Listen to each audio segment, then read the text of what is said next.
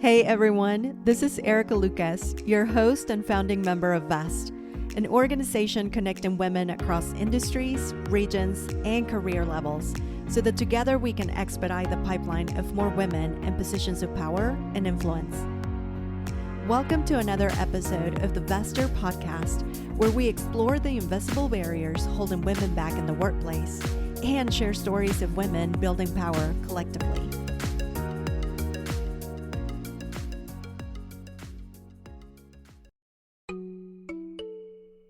You already have credibility. You don't have to prove yourself. I think what I see with a lot of young women is, to your point, sorry, or I didn't want to bother you, or when you show up as if you are already known as the expert. In other words, that doesn't mean you're a jerk. It means there's a grounded confidence that I think if you can really lean into, you don't have to take things as personally. You don't have to get as offended by people.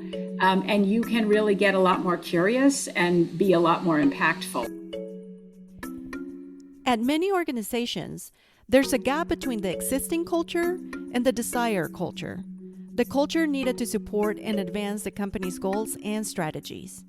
In the past, organizational culture was for the most part an initiative led by the CEO of the company and human resources, where HR would design a campaign to tout a mission statement and the core values the CEO and senior management develop. This top-down approach no longer works for several reasons. For one, COVID-19 has upended how leaders interact with employees and how coworkers connect with one another. The need to adapt quickly and remain flexible during the pandemic has also revealed the ineffectiveness of top-down leadership. This, in addition to the intensified demand for diversity, equity, and inclusion in the workplace, as well as the continuing battle for talent, have led to culture becoming a strategic priority with impact on the bottom line. To talk about this topic, we invited Cristina Casotis, CEO of the Pittsburgh International Airport and one of the highest paid chief executives in her field. Under her leadership, Pittsburgh International Airport has been transformed into a world-leading origin and destination airport, where she has not only reshaped the culture and long-term strategy for the region's airports, she's also redefining what it means to be an airport. Join us as we talk to her about how organizations can remain competitive by creating a culture based on shared responsibility where everyone has a common understanding of it, and everyone works together in a deliberate and coordinated effort to cultivate it.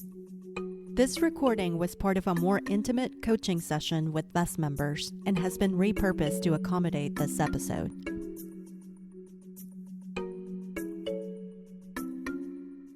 Cristina, why don't you tell us what's not in your bio? What led you to where you are today?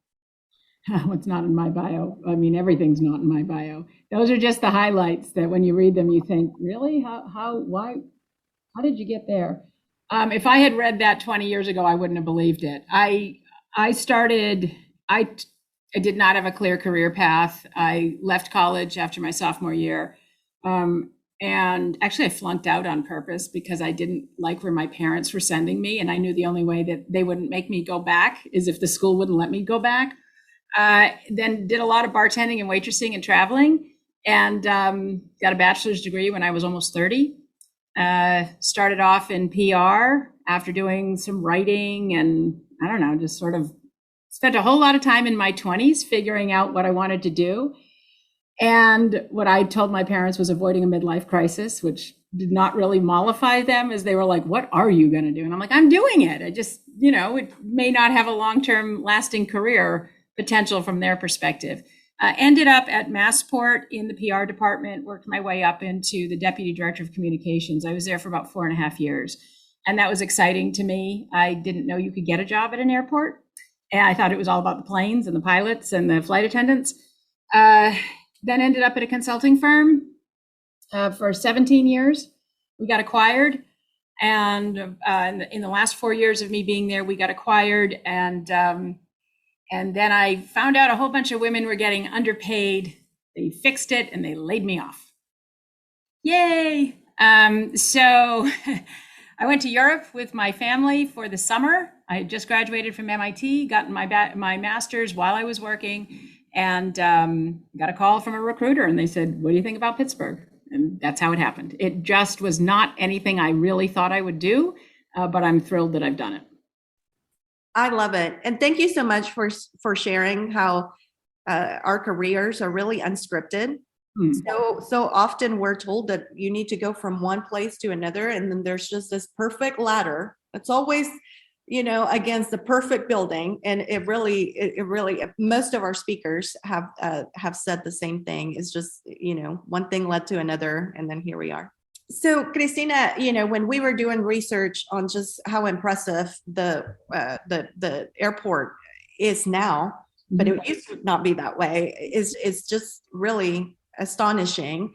But I want to know what really makes the airport special right now, in your words. It's the people.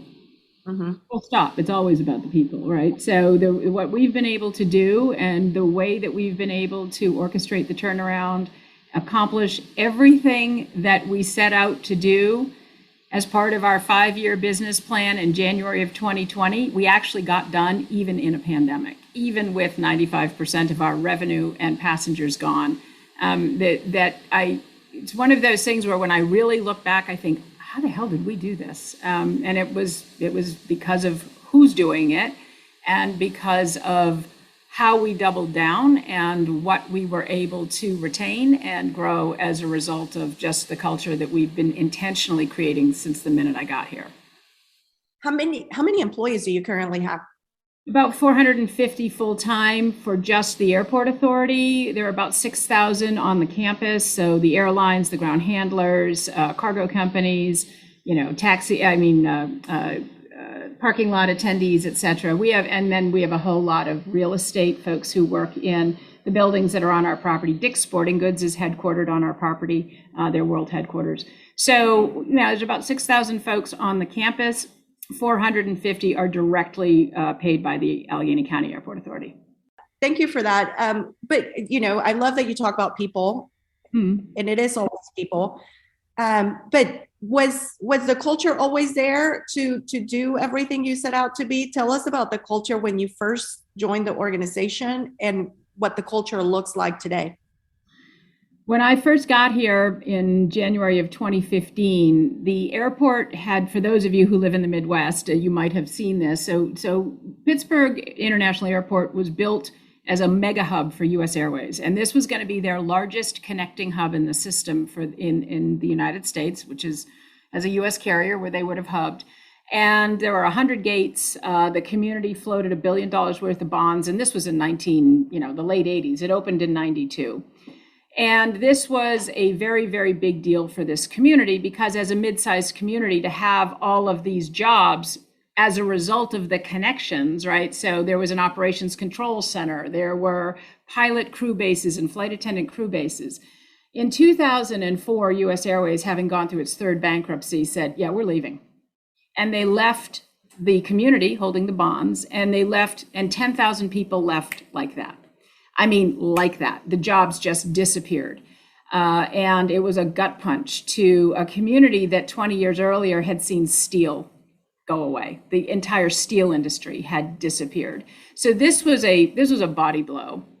And from 2004 until they started the recruiting process in 2014, the way I describe it is, their focus was on stop the bleed, hunker down, and let's not lose more. Let's try to figure out how to bring the hub back. Look, we have all these gates. We have all this real estate. Who's going to fill it? By the time the recruiter came to me in 2014, 10 years after U.S. Airways left, when I was overseas, trying to figure out what I was going to do next, the recruiter called and said, Pittsburgh needs a CEO. I said, good luck. If you need names, let me know. And he said, no, they really think you can do this. My consulting had really been around airport competitiveness globally, how to help airports attract airline service, which is an incredibly weird little niche business, and look at due diligence for infrastructure investors outside of the US where airports are privately owned. So I said, look, these guys are never going to be a hub again. And I'm not going to, the industry changed. The economics have changed. It's not just Pittsburgh, it's Cincinnati, Cleveland, Nashville, Raleigh, Indianapolis. I can go on and on. The whole center of the country was gutted when Northwest took down their hubs and Delta took down their hubs and Continental and United. And he said, I think they're ready for that message. I said, all right, well, I have nothing to lose. So I met with the board and I said, okay, well, you can't be a hub, but you can be a really strong origin and destination market. You can be the place where people begin and end their trips. That's Boston, that's Tampa, that's San Diego. You don't connect through San Diego to go anywhere, okay? And they said, and then, and I wasn't sure I wanted it. And through a whole very, very impressive recruiting process that the community put together, I thought, well, what the hell? If I fail, who's gonna know? Okay, because I'm as I said earlier, a little bit of a coastal snob, and I had not spent any time in Pittsburgh. We had no connections to this community. And so when I walked in, the culture was siloed. Information was power. Nobody shared. It was demoralized. It was defeated. And it was like, okay, yeah, here comes this woman from Boston who's never run an airport. What are you kidding me? That was 2/3 of the culture, or the expectation. The other third was split between, and whatever you're doing, I'm in. Let's just change it. So that's what I walked into. I can tell you that I've been here for 7 years now, 48% of the entire team has turned over. And that's because day one, I just said, okay, if we're doing it this way, right? I'm a big believer in start the way you intend to go forward. And I reorganized it on day two.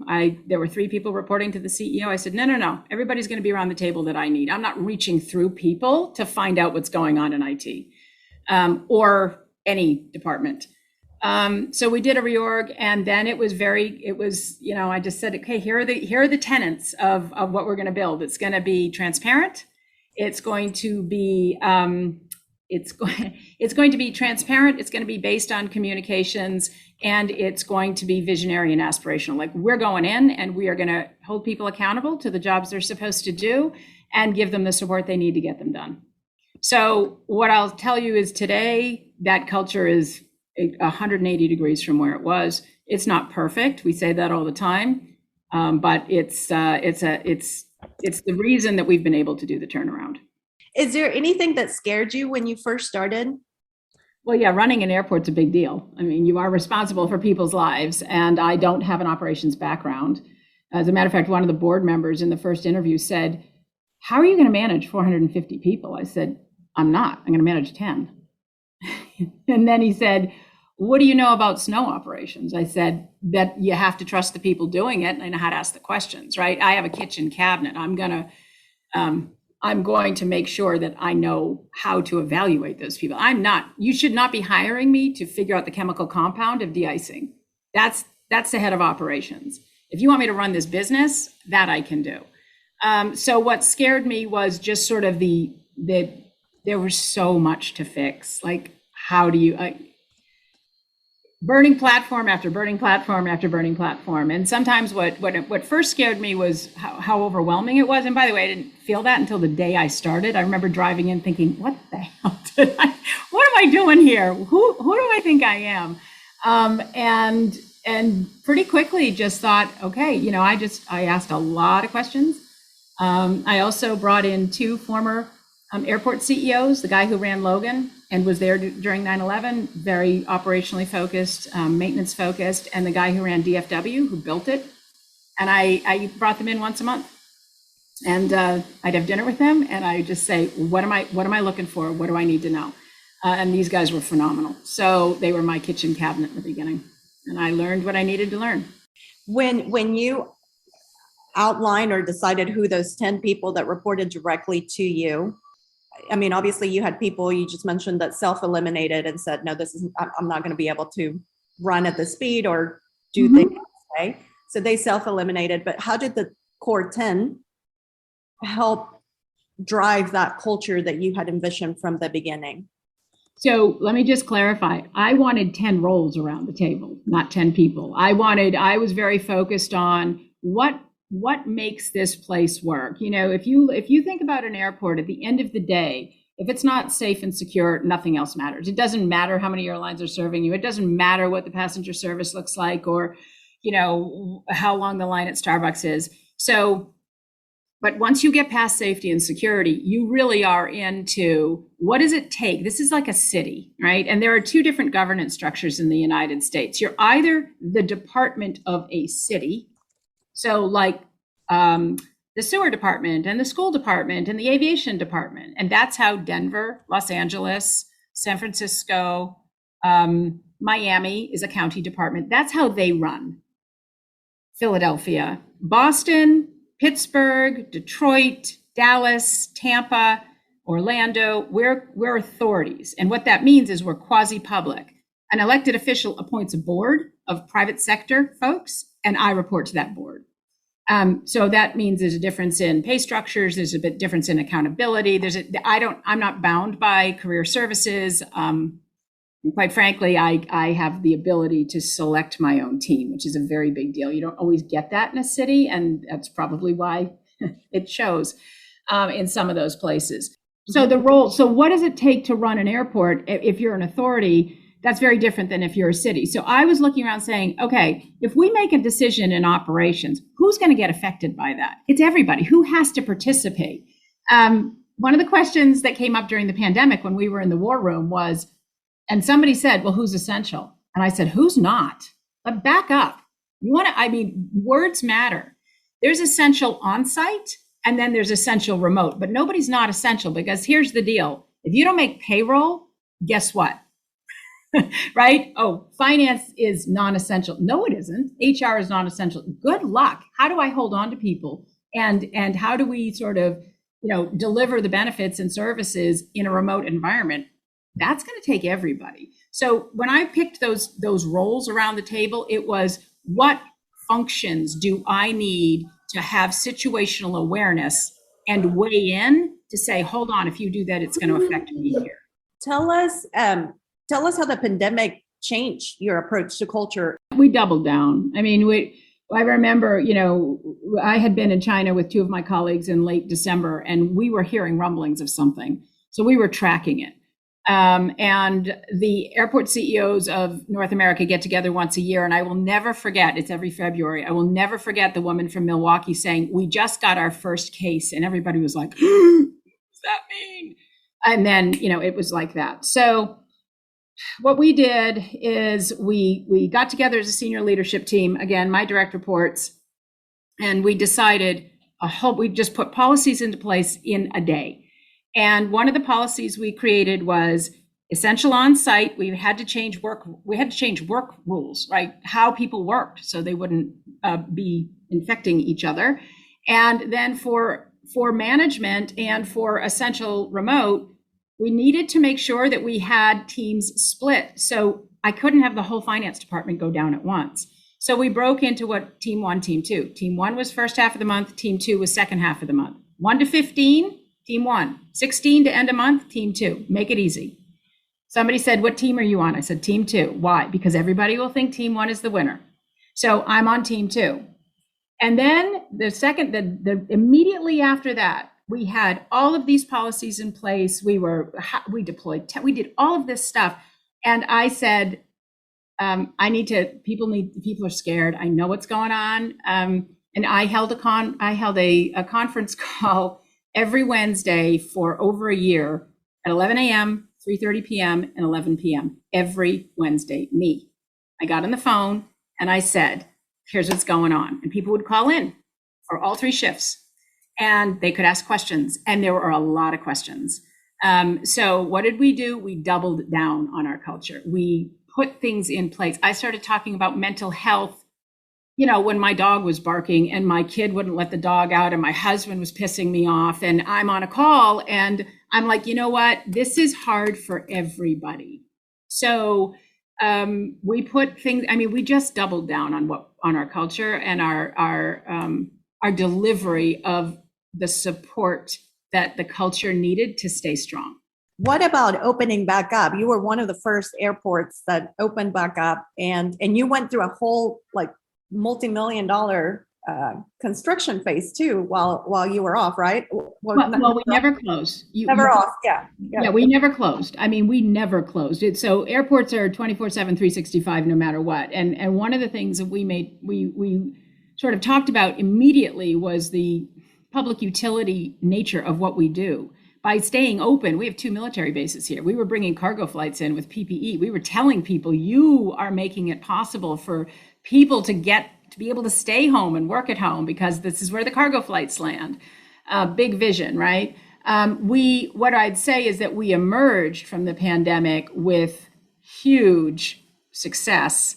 Again, that was non-pandemic related. We commissioned our microgrid. We're the only airport in the world that is off the grid.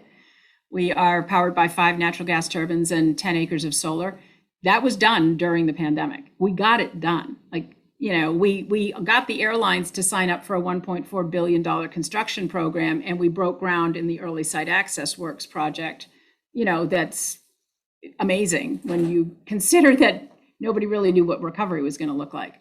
So we sold out the first part of Neighborhood 91, which is a specialty development on our campus. We pivoted, and instead of talking to airlines that serve passengers, we talked to airlines that were carrying cargo. And now we have a full-blown logistics center, and we are a recognized alternate gateway to Kennedy and O'Hare for international freight. We did all of that and took care of our teams and, managed in the pandemic. We opened our parking lots to the Pittsburgh Food Bank because the lines were so crazy in the city that we said we opened our parking lots and all of our staff volunteered and put boxes in people's cars. We parked 100 planes on our center runway for American Airlines because they had to work with the FAA to get closure. We did a lot.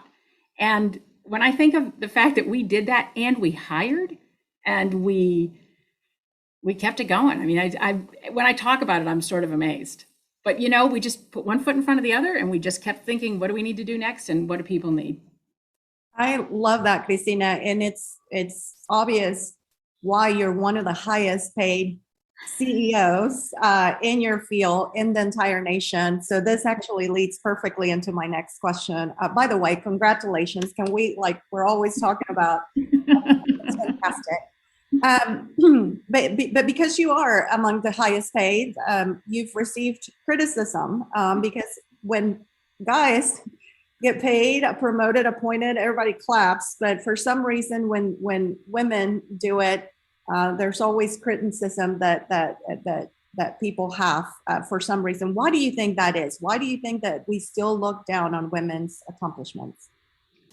So first of all, my board offered that to me, and I had 2 choices: no, thank you, or yes, thank you. I went with yes, thank you.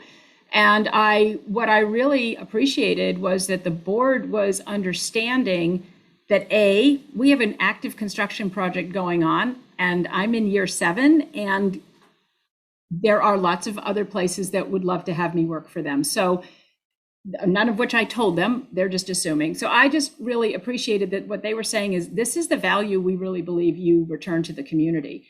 I can tell you that U.S. airport, even me as one of the highest paid male or female, there's others up there near me, we're still only at half of what they're paying privately run airports in Europe and Asia, because they're all run by men, right? And I can tell you that there are very few women who run airports outside of the US. And I think one of the reasons that it's been such a great opportunity for women in the US is because they're government. And it gives us an opportunity to make a difference. And frankly, if you're competent, people are very grateful. And I love that my board and this community supports that for the most part. Some people are cranky, but whatever. What are you going to do? That's right. Whatever. Tell us about the representation of women in leadership roles when it comes to not just airport, but aviation in general. No, it's awful. Are you kidding me? I mean, it's awful. It's getting better, but it's not. It's an industry that, frankly, especially if you think about how commercial aviation started with Orville and Wilbur, it really then was taken over by former military pilots and military ops guys. My father was a Marine Corps fighter pilot in the Vietnam War and was recruited by Pan American World Airways when I was young. Actually, his first assignment was in Hong Kong, where we lived there when I was 3, and my brother was born there. Then came back to the U.S., where I grew up. My family, my parents raised the 4 of us. this is what the airlines did. They recruited out of the military. And in those days, there just weren't a whole lot of women in the military, especially in fighter pilot jobs, right? Because they weren't even allowed. So, and then the guys who were running the airports, they're also former military ops specialists, or really focused on operating the airport, not looking at the airport as part of a community asset that could return value to the community.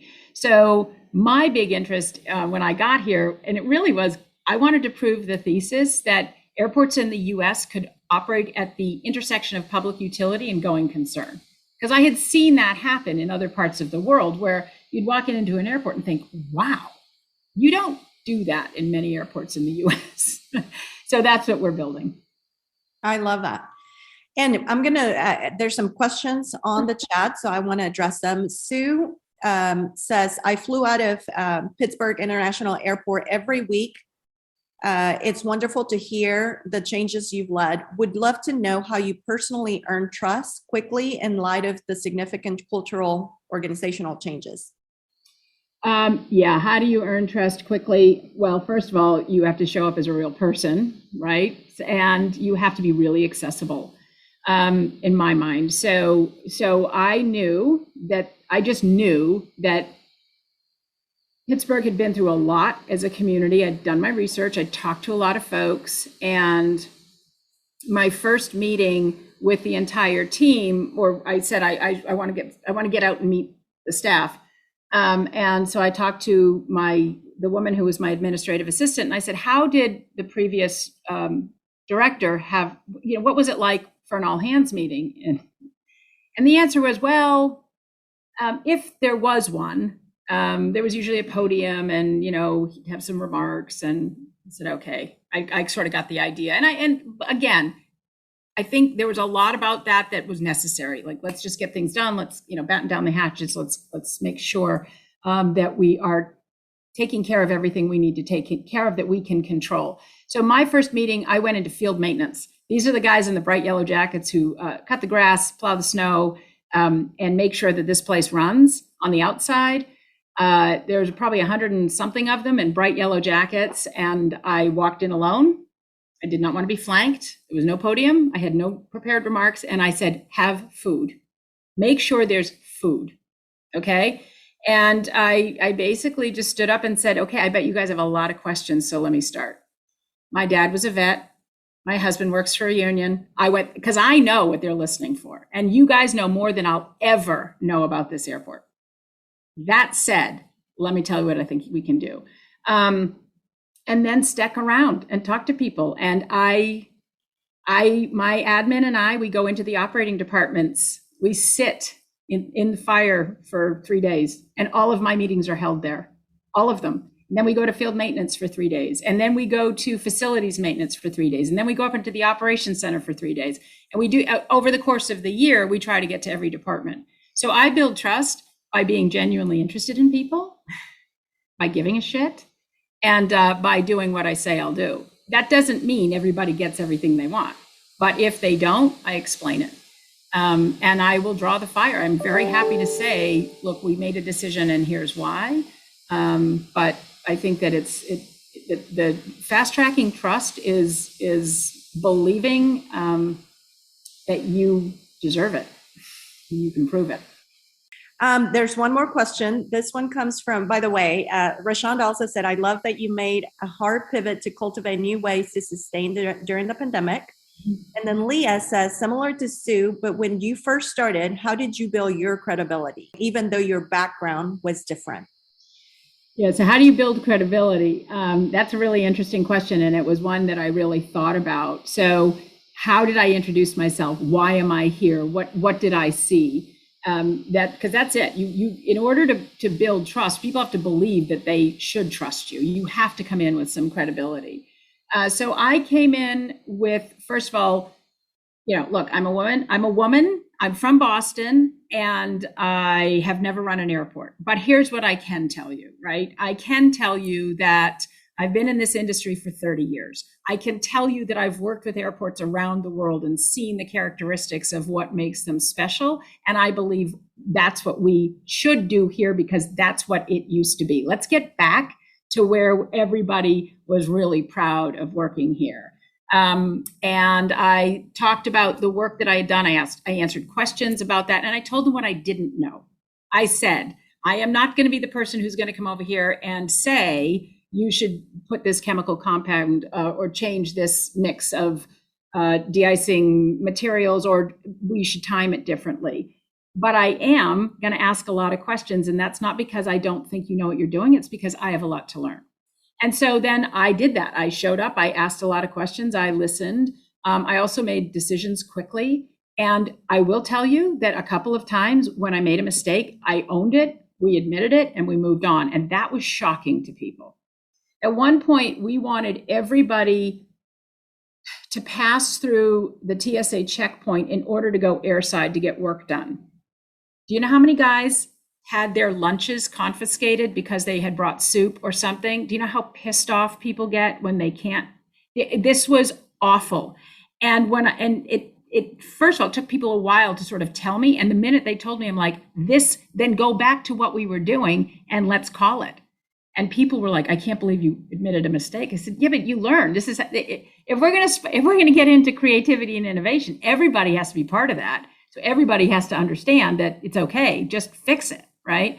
Tara, do you want to go ahead and ask your question?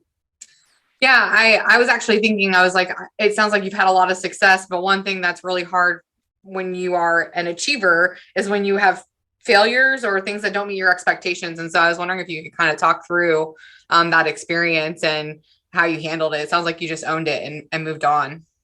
Oh, listen, I mean, I think it's how you define failure. I mean, I just don't think there is such a thing. I think what it is it's just constant learning. It's constant information. I can tell you that the hardest thing is when people that you've really invested in say, you know what, I should be doing your job. And if you don't recognize that, I'm going to leave, and I'm going to leave with 4 days notice. And that's the stuff that feels like, but I just recognize that, we're not for everybody, and we're not for everybody maybe where they are in their journey, right? So I believe everybody has a path, and there's a certain type of person who's going to do really well here.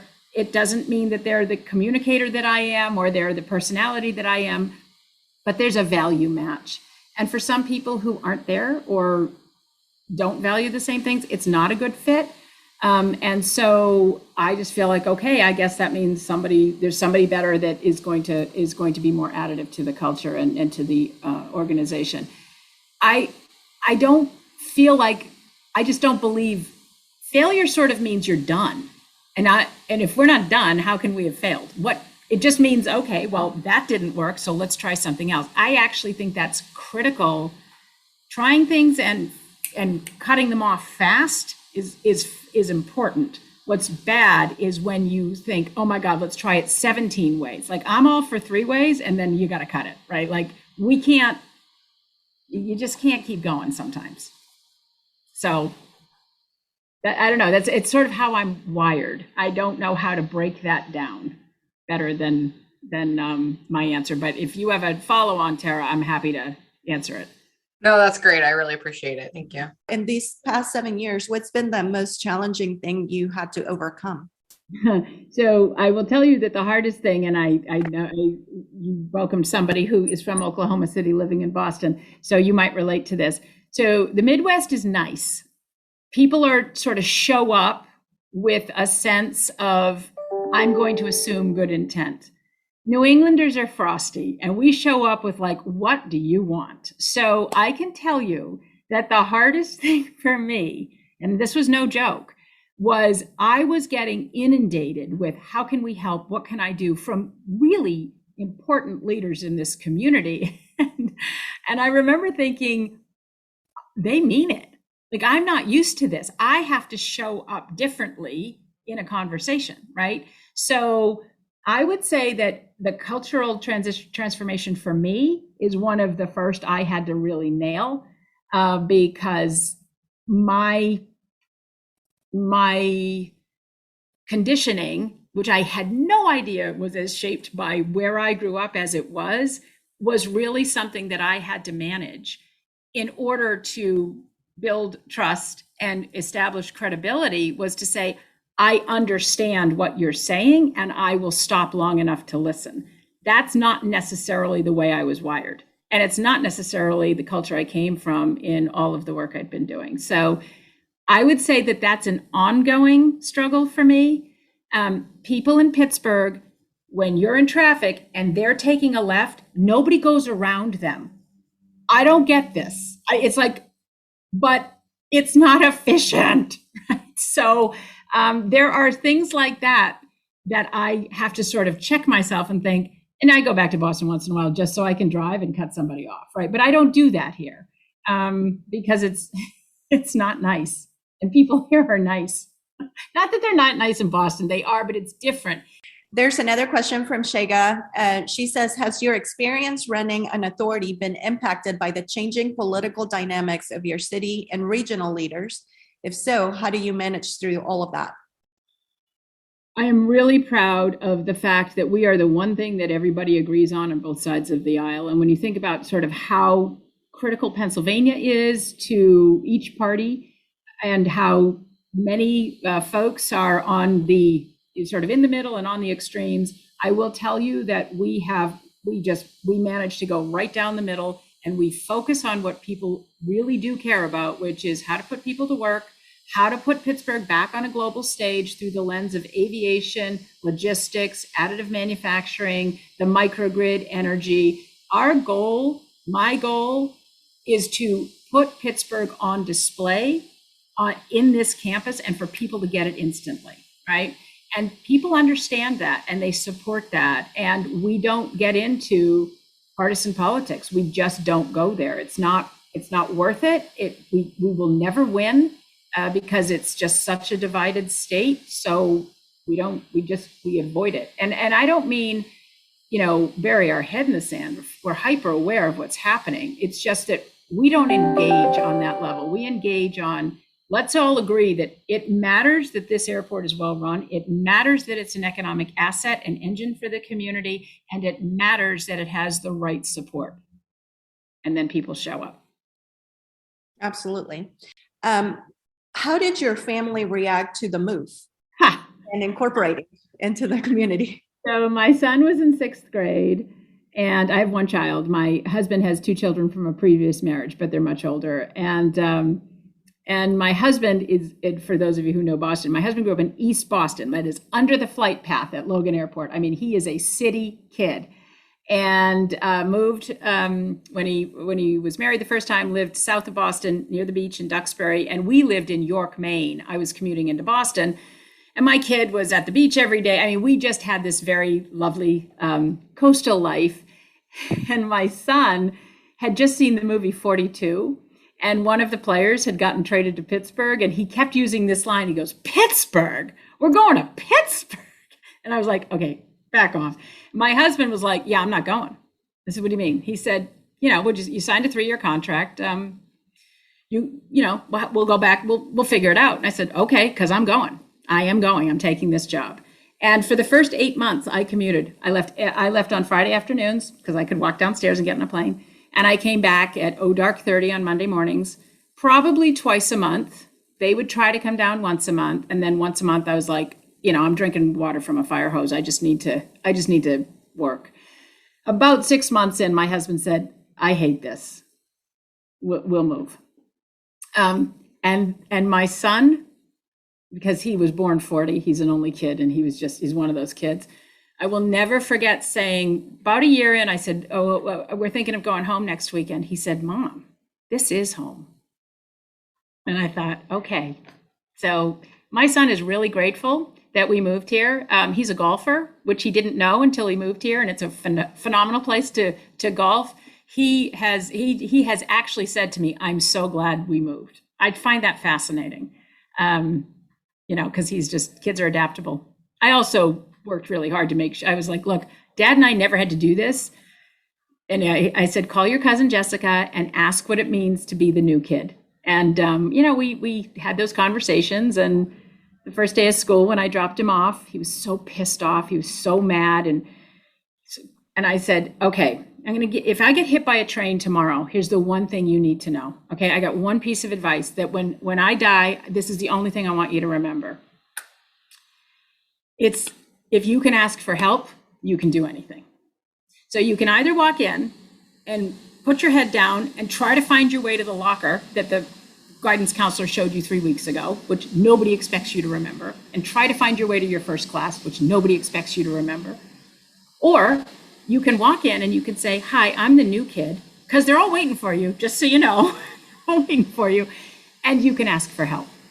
And he got out of the car and he slammed the door, and this is not my son, and I held my breath all day. I'm not kidding. And my admin was like, you got to get him right on time. And I picked him up from school, and I realized I wasn't breathing, and he got in the car because my husband was in Maine waiting for the movers to come down. And he got in the car and I said, how'd you do? And he goes, it was really fun.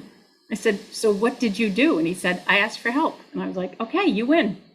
And I agree with Sophia. Sophia put on the chat, I love your sharing the sacrifices you made for your career, which is such a good example for your son too. So thank you for sharing that.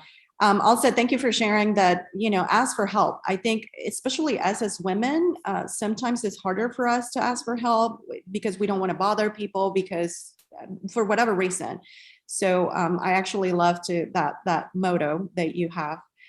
Leah says, I hear a lot about the rebirth of Pittsburgh. What role did the airport have in that? And how have you supported other economic development or private initiatives to support growth in the region?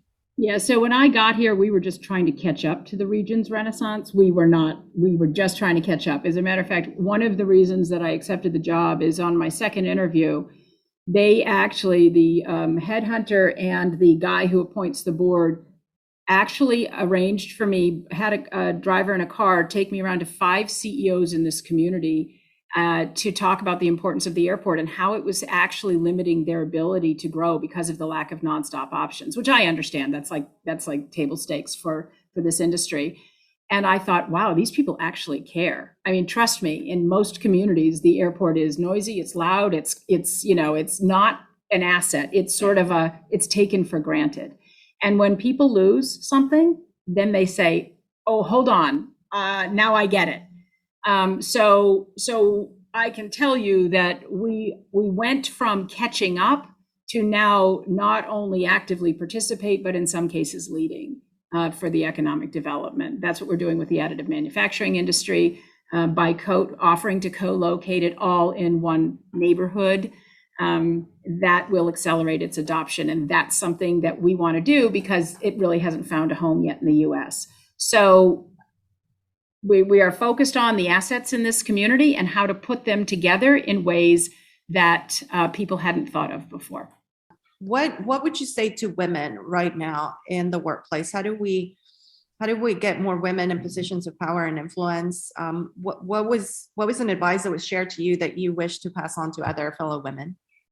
You already have credibility. You don't have to prove yourself. I think what I see with a lot of young women is, to your point, sorry, or I didn't want to bother you, or when you show up as if you are already known as the expert. In other words, that doesn't mean you're a jerk. It means there's a grounded confidence that I think if you can really lean into, you don't have to take things as personally. You don't have to get as offended by people.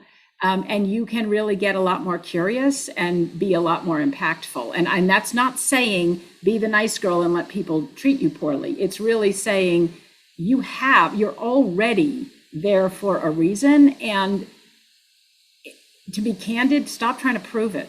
There's a difference. There's a difference between people who are constantly trying to prove what they know and what they can do versus people who are sort of saying like, yeah, I got this. So how can we work together better? That's what I would say. It's actually something that my boss said to me when I was in my late 20s, working at the Division of Energy Resources in Boston. I was a contract employee, and she said, just come into the room as if we already know that you're the person who knows what they're doing.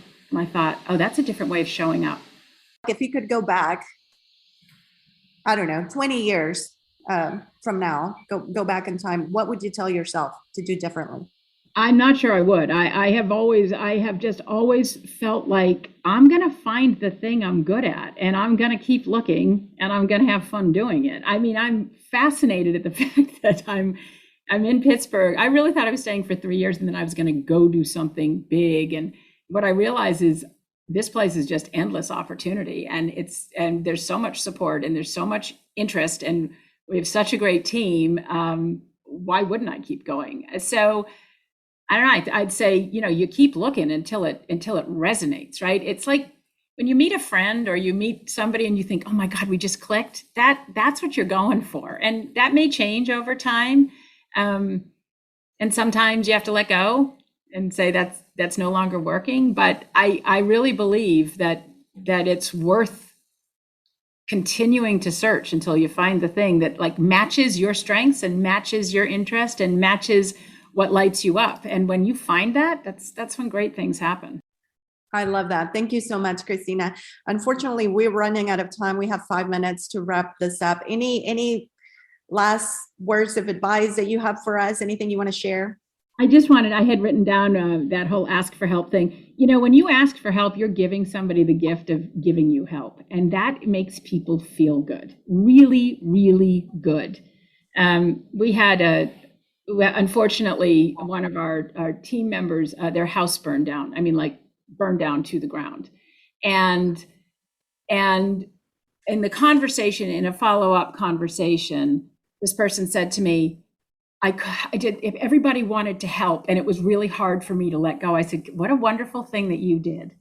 Because when people see somebody in crisis or when they see somebody who needs something and you can offer it, it makes the giver feel better. And that was a reframe that was helpful to that person. And I think that if you can think about it that way, it gets easier to do. What's next for you, Christina?